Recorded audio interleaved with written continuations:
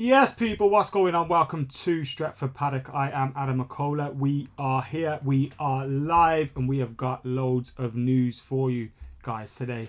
So make sure you're keeping it locked to Stretford Paddock. I'm not usually doing the late night shift, am I? I've been drafted in by the lads to take control of tonight's shift, and I've been knee deep in loads of flat pack stuff, waiting for my food right now. So I'm absolutely starving. I said there's loads of news. I'm a little bit lying because I haven't been checking all the news. So we're going to be discovering those things together here on Stretford Paddock. And we'll be here for a little bit of a chat. But what we will be discussing as well is Mason Greenwood, who signed a new contract at Manchester United, which will keep him at the club till at least 2024.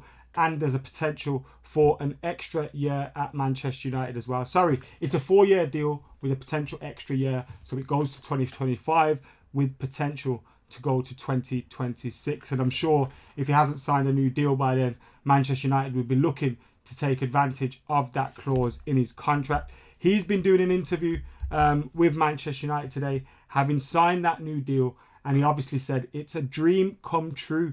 He's a 19-year-old academy graduate. He's made 82 first-team appearances. He's scored 21 goals, which, yes, we know he's a striker, but he's been playing out on the right. Scored 17 goals in his first professional season. The guy's been incredible for Manchester United since arriving in the first team. Obviously had a little bit of dip in form, was a little bit naughty when he was away on international duty. Then he lost his friend, who passed away earlier on, just before the season started, or just as the season started, because I remember when he scored in the Champions League, he dedicated it to his pal. So he's had a turbulent year, both on and off the pitch, but mainly successful because he enjoyed a great end to the season for Manchester United last year.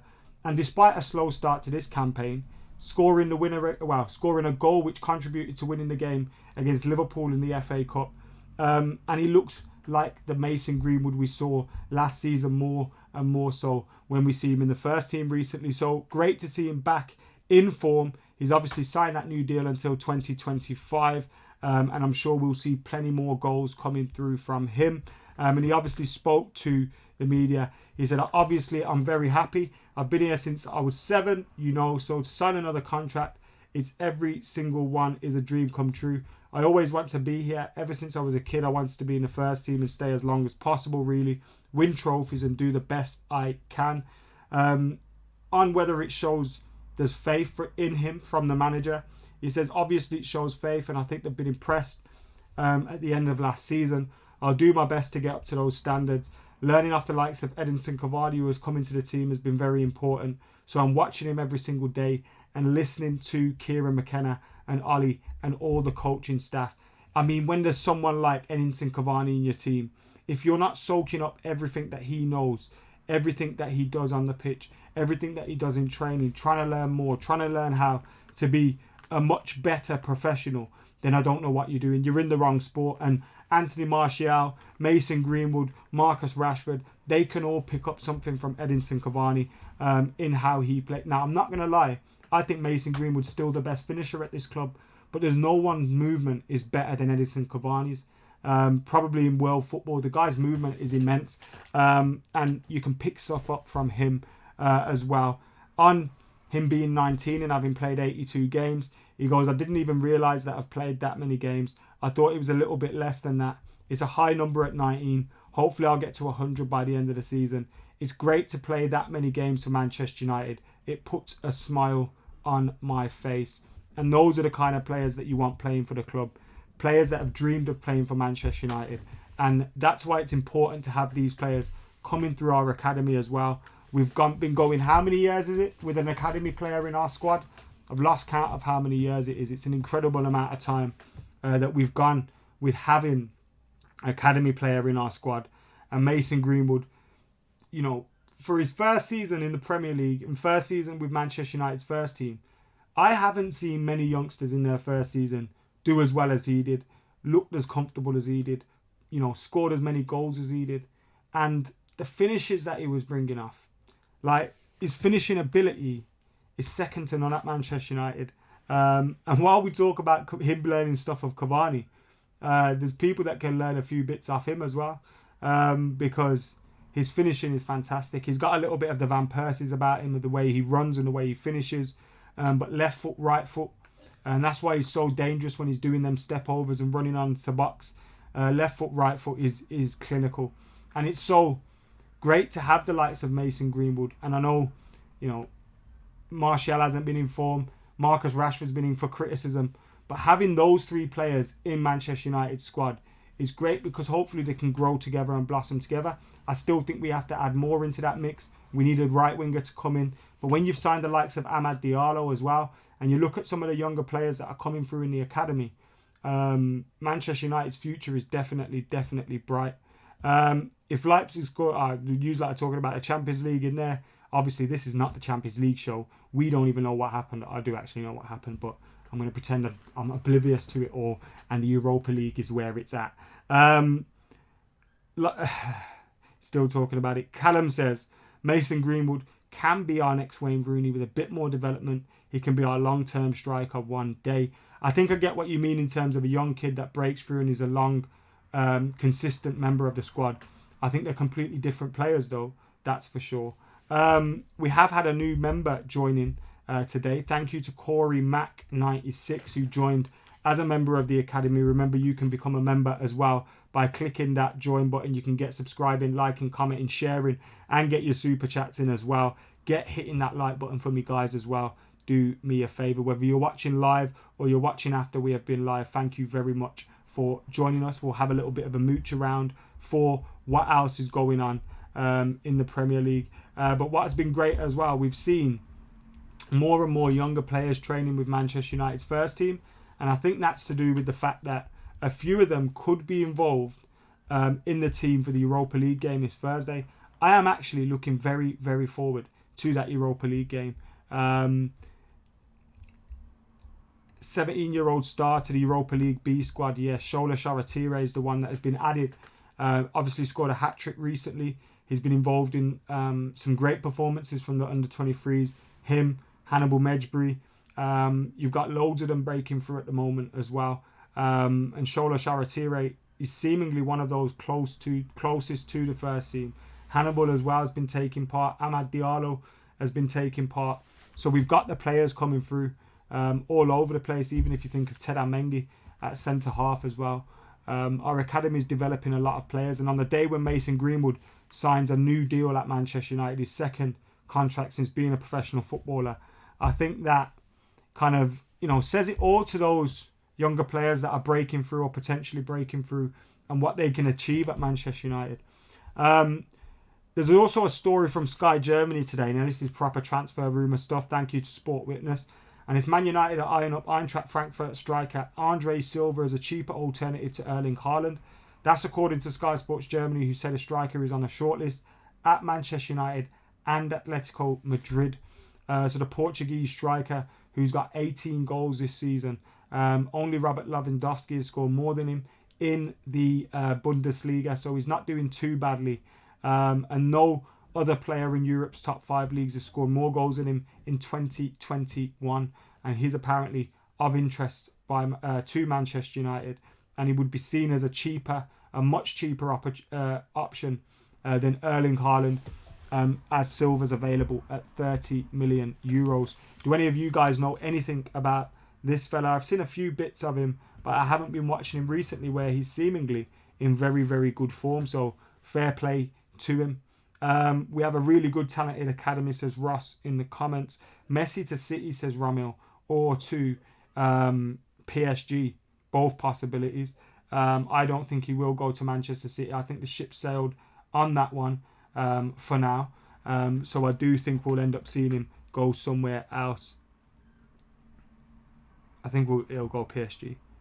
Team up with Mauricio Pochettino. Maybe they'll try and keep Mbappe and Neymar at the club by bringing in Messi. Because I'm sure you'd want a season or two with Messi, wouldn't you? If you were those guys. Although Neymar's had it already. Had peak Messi as his teammate. But yeah. Let us know your thoughts on all those things that we've obviously been discussing. And of course, Andre Silva as well. Manchester United's next game is that Europa League game against Real Sociedad away from home. United beat Arsenal, their under-23s, 3-0 at Lee Sports Village on Friday. So that was the last performance. It wasn't the last game where Shola Shoretire got a hat-trick. And there's been images of a few of them being rewarded with the opportunity to train. Now, it's interesting because Ole Gunnar Solskjaer has to take players out of the bubble for the academy in order to make them train with the first team. So you're not going to do that lightly unless you're certain that the players are going to be involved in some football, because you're not going to want them to miss a lot of time playing games. Yes, it's all well and good training with the first team, but you're not going to want them to be doing that. Peter Kelly says, do you want to see Ahmad start on Thursday? I would love to see him involved. I doubt he's going to start, but I would love to see him involved. Caribbean Gaming says, have you forgotten about your own channel? We're waiting for more content. I'm not going to lie, I was set to go live after that game against West Bromwich Albion, and I thought, I can't be bothered. Fuck this. United have lost. Well, it felt like a defeat, and I just threw my toys out of the pram. We will have more content coming up. We were supposed to do the podcast thing that I do with Joe and Jay on Monday, but I got diverted because we got a great interview coming up for Stretford Paddock. So that will be with you very, very soon. It's an interview that I've wanted to do for a long, long time, and I finally got the opportunity to do it. The opportunity arose like that. So I was ill prepared for it. So wasn't great prepared, but I think it went all right. So wait for the interview to come out, but it'll be out soon. Scotty Motti, I'm guessing it's Jay who's in the comments, says Andre Silva has been his favourite player for the past 2 minutes. And make sure you're subscribing to Scotty and Motti as well. We'll give him a cheeky little plug while you're here. And while I've been talking about Adam McCall TV, you can subscribe to that as well, seeing as we're plugging everything right now. Subscribe to Stretford Paddock. Make sure you're liking, commenting, sharing and all that good stuff. You can join. Do you think we need a new captain? Says Tony. I think we need a new centre-half. And I think Maguire's place, I think he's improved this season on last season, but I still think there's a long way to go. And his place shouldn't be certain in the team. That's how I feel about that one. Thoughts on Delo next season? Should we look at the likes of Trippier? It feels like Ollie doesn't fancy Diogo Delo. I like Diogo Delo, so I'd like to see him given an opportunity to be backup or rotation with Aaron Wan-Bissaka. But I don't think it's going to happen, and maybe Ollie's thinking there's an opportunity to raise 20-30 million there by selling him. So let's see what happens, eh? Let's see what happens. I don't think anyone thinks Maguire's going to leave, but it's whether he's first choice. And if you're not first choice, you can't be captain, can you? In my opinion. Nicholas Boyle with a super chat. He hasn't actually said anything. Now, whether you meant to say something, I'm not sure. So if you get your next comment in, I'll read that out as well. Haslee, Dr. Jabir Kars is in the house. Lee Chin's in the house saying Delo should be given an opportunity, in my opinion. I agree with that. Do you believe Jimmy Garner can be our CDM we need next season? I don't think he'd be ready to step in straight away. Obviously, he had a turbulent loan spell at Watford. Hopefully he can get some game time for the rest of the season. But I don't think he'll be ready, but I'd love to see him given some opportunities to play. You got to realise next season we're going to be hoping to win the league again after we win it this season, obviously. So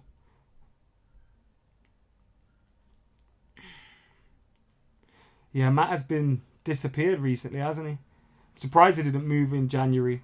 But apparently he's very good around the dressing room. He's very good around the team. He's one of the experienced heads, so I'm not surprised Ollie wants to keep him around. But he hasn't played much football at all, has he? We want Mbappe, says Daniel. That'd be all right, wouldn't it? Not sure he'd get in ahead of Marcus Rashford, though. Do I reckon Lingard will stay? It's a good question. I don't think Jesse will stay in the end. I think he will go. And the reason being is, look what he's doing at West Ham. He's showing that he needs to be playing week in, week out. He's not going to play week in, week out for United, unfortunately. So I believe he'll probably end up moving, but he'll be on his own terms because he's a very, very good player, as we're seeing. Got a lot of time for Jesse Lingard. Who's the Pogba replacement?